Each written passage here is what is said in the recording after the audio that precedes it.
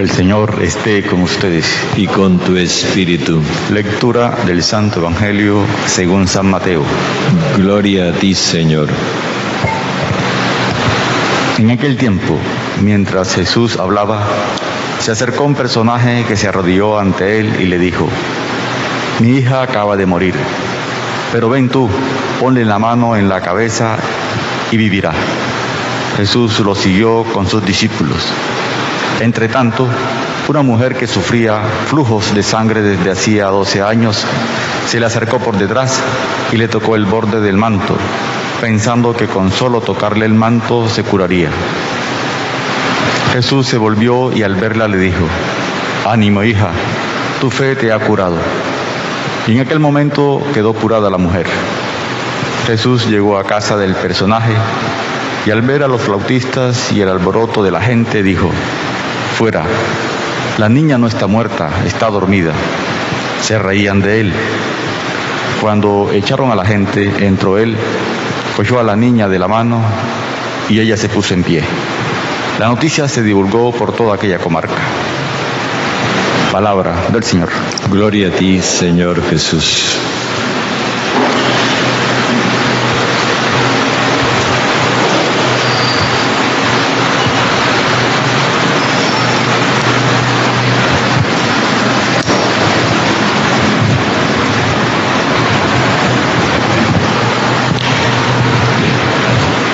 Cada vez que se nos lee el Evangelio,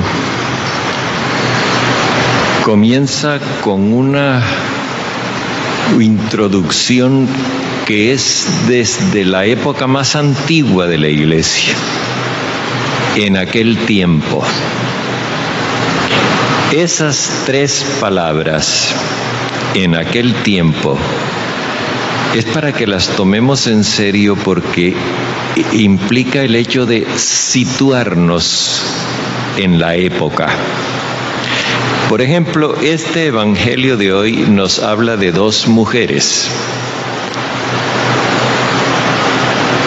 Y esto podría mirarse desde distintos puntos de vista, pero en aquel tiempo las mujeres eran excluidas de la sociedad, no tenían lo que hoy llamaríamos personería jurídica.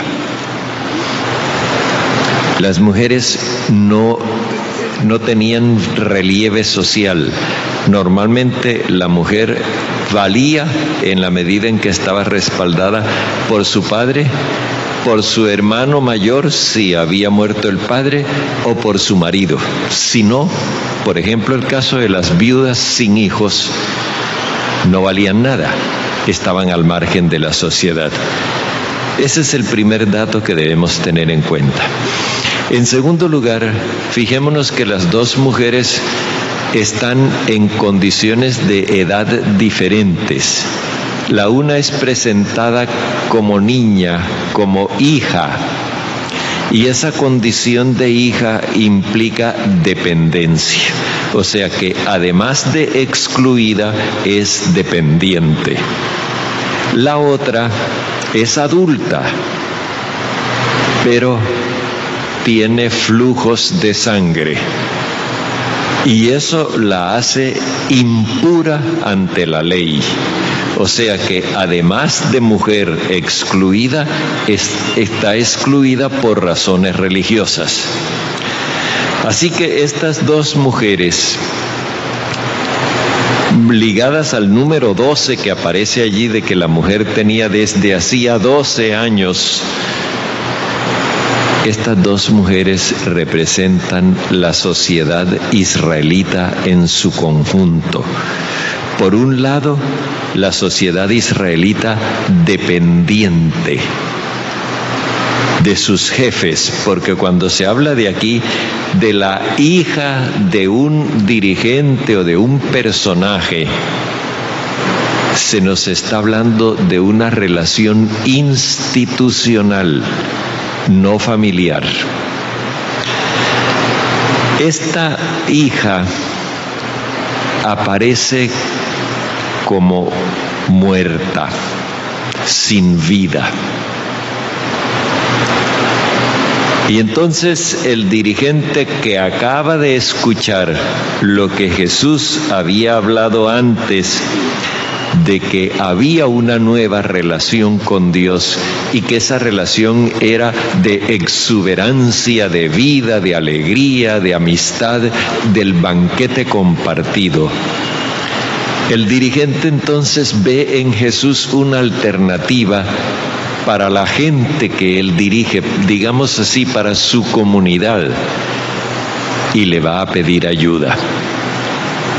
Él pide que Jesús le imponga la mano como un gesto de autoridad para que se realicen las cosas. Vamos a ver que Jesús no hace eso. Jesús aparece aquí siguiendo a este hombre. Y esto es una cosa que llama la atención. Dice que Jesús se levantó y lo siguió, como se había dicho de Leví cuando Jesús lo llamó. Se levantó y lo siguió. Esto implica la presteza con la que Jesús está dispuesto a atender a aquellos que se sienten mal. El dirigente se siente mal porque su comunidad se le ha muerto en sus manos. Y cuando llegan a la casa, encuentran el alboroto ritual de las plañideras y los flautistas que están entonando elegías, porque allí lo que hay es un ambiente de muerte. Pero cuando Jesús llega, toda forma de desespero tiene que desaparecer. Por eso dice que Él los echó. Su sola presencia hace que desaparezca todo lo que implique desespero. Y Jesús dice la niña, la muchacha, no dice la niña, la muchacha, y ahora vamos a explicar eso. La muchacha no está muerta, está dormida. Y luego la gente se ríe de esa esperanza de vida que Jesús comunica. Para ellos muerto es muerto y no hay nada que hacer. Jesús, en vez de imponerle la mano a la niña, la toma de la mano y le dice, muchacha, levántate. La niña, la muchacha, se pone en pie. Cuando Jesús la llama muchacha, esa es la palabra que se usaba en la sociedad israelita en aquel tiempo. Se usaba para designar a la mujer casadera. Es decir, en vez de estar muerta, está viva y además con capacidad de transmitir vida. La esperanza de Israel no está muerta. Tiene capacidad para dar vida, pero es necesario que Jesús les reoriente su actividad. Esa imagen de mano con mano quiere decir eso. El caso de la mujer adulta aparece de otro modo. A ella se le está escapando la vida. Y según la ley es impura, pero además no puede llevar vida social porque toda persona a quien ella toque queda impura. Ella no puede tocar a nadie porque la ley no se lo permite, porque transmite su impureza. Pero la mujer piensa distinto cuando ve a Jesús. Ve en él una esperanza. Y de una manera furtiva, discreta, se acerca por detrás y le toca el borde del manto. El manto en la Biblia, en aquel tiempo, el manto simboliza a la persona. Así que tocar el borde del manto implica tener un mínimo contacto con Jesús.